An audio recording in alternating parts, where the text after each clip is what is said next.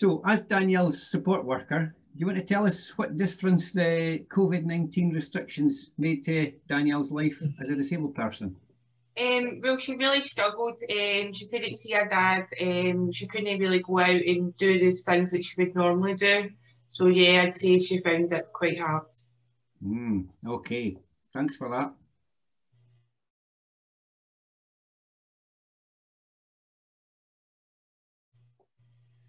So Danielle, could you tell us what the COVID-19 restrictions have meant for you as a disabled person? To be fair, I think it could have been worse in a lot of sense with terms of how service provision was provided. But for me, that was a concern because I didn't know how that would impact at the start of the pandemic. So, as a disabled person, one of my concerns was whether I stayed here in my own house with support coming in, or whether I considered going back to the family home and going back to live with my dad. But for me, I had to take into consideration the fact that I'm a disabled person, and for that means that I rely on support. So if I had gone back to live with my dad, in my view, I'd been putting him more at risk, because support workers who also support other people would have had to have been coming in and out of his house. So that was one of the biggest concerns for me. And obviously living at home, staying in my own house has meant that I have support coming in, and also they support other people, so that I've had to ensure that they adhere to certain advice and guidance given when supporting me, particularly with certain aspects of personal care. So as a disabled person, I would say those things are the biggest things that have directly come from COVID.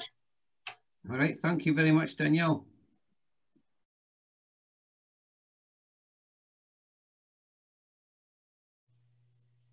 So Danielle, could you tell us how have the COVID-19 restrictions affected you? Well, there are things that have directly affected me due to my disability, such as how I'm supported and what needs to be in place when I'm being supported, particularly with personal care. But in more general sense, I have been impacted just the same way as you have, or anybody else watching this, in the sense that I wasn't able to see my dad and his partner for 10 weeks. I haven't seen my brother since March. I'm on a more sort of professional level, like many businesses. I wasn't sure what my business would take and how COVID would impact on it, but because of the services Europe's Understood provide, I'm being more busier than ever, because it's now that disabled people need the support, and as a disabled person myself, I realise how important that is. And I think we're still going through the pandemic, so I think it's still a journey that we all need to be on, regardless of whether you're disabled or not. Brilliant. Thank you very much, Danielle.